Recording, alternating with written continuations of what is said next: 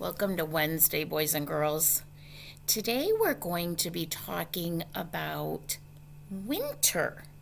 It's kind of funny that we're talking about winter because, winter's almost over, isn't it? It's actually spring now. Now, we could still get some snow and it can still be cold, but it's officially spring. So, we're going to kind of be talking about things that already happened, but it happens every year, so it's okay. All right, first we're going to do some vocabulary words, and our first word is cozy. What do you think of when you think of cozy? You might think of a nice warm blanket. You might think of your bed. You might think of snuggling with mom or dad on the couch or grandpa or grandma, and you're all cozy. You might have your favorite stuffed animal. All of those things are cozy. You're warm, you're comfortable. How about this? Clear. When we think about clear, we can think about the sky. The sky, when it is clear, does it have clouds in it? No. What does it look like? It's like super blue, isn't it? Or at nighttime, if it's clear, if it doesn't have clouds, what does it have in it instead? Beautiful stars. That's called a clear sunny, or a clear evening and a clear nighttime that you can see lots of stars. How about this word? Retreat. Now, retreat means to go away from something. You might pull back. If a group of kids are maybe being really loud and it's really bothering you, you might move back. You might kind of cover your ears or just walk away. You're retreating, you're backing away. And as adults sometimes go on a retreat, and that means they are going away from what they normally do so that they can maybe spend time with friends. Maybe they're going to do, my sister does quilting retreats where she does lots of quilting. Sometimes it's like a church retreat where you spend time with your church friends.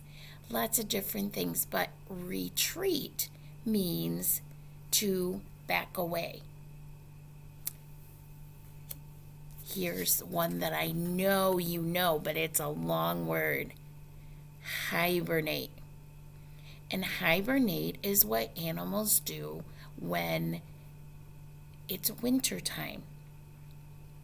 And we're going to read about some of those animals and what they do in the winter time.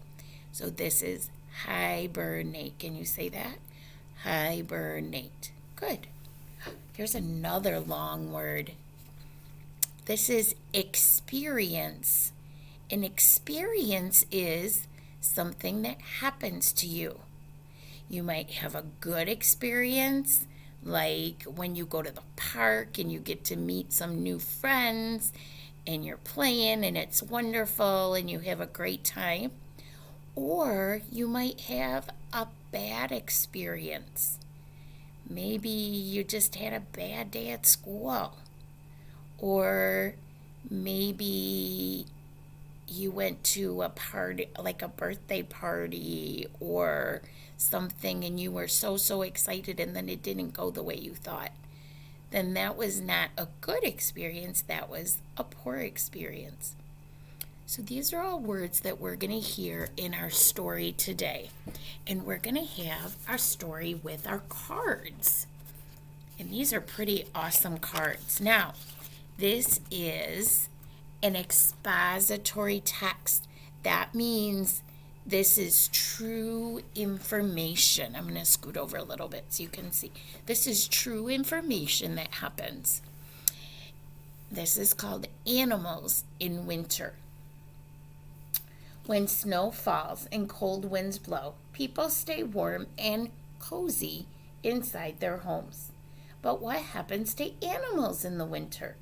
Many animals leave cold places and go to warmer places for winter. They go where there's plenty of food to eat. This is called migrating.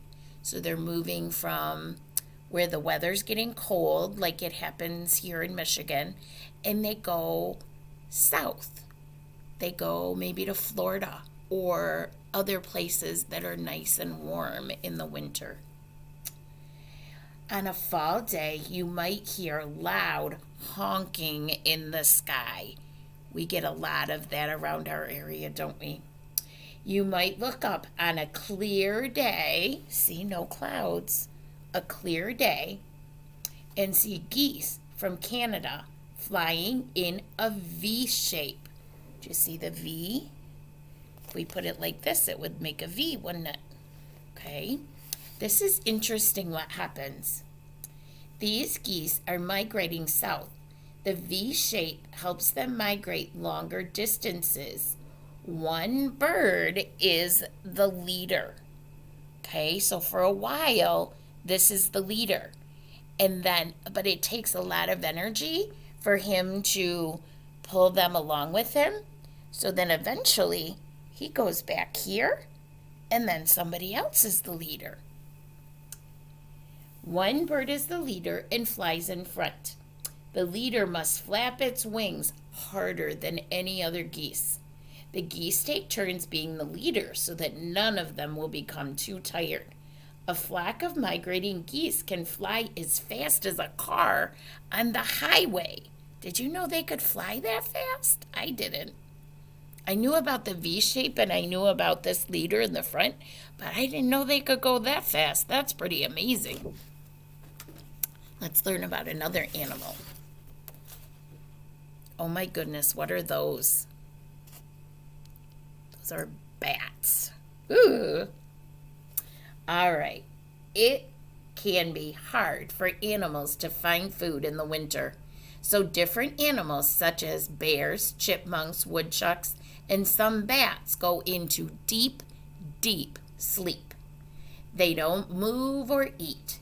Their breathing and heartbeat becomes very slow. Their bodies become cold. They are hibernating. These animals won't wake up for several months. Several means like 4 or more, okay? More than 3.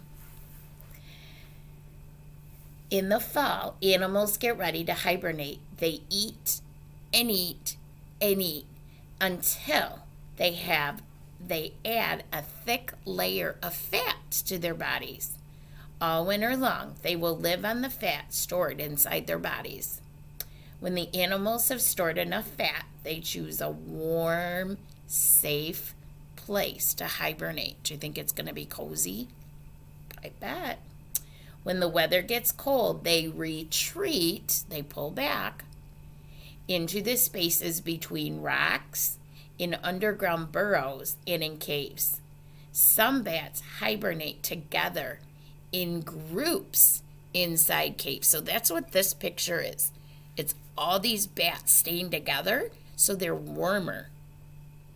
Huddling together helps them keep the whole group of sleeping bats warm. So apparently they hang upside down for months and just sleep. Let's see what's next. Oh, do we have these in Caro? Yeah, we do. Some animals, such as beavers, some birds, and squirrels, do not have to migrate or hibernate. These animals have planned ahead.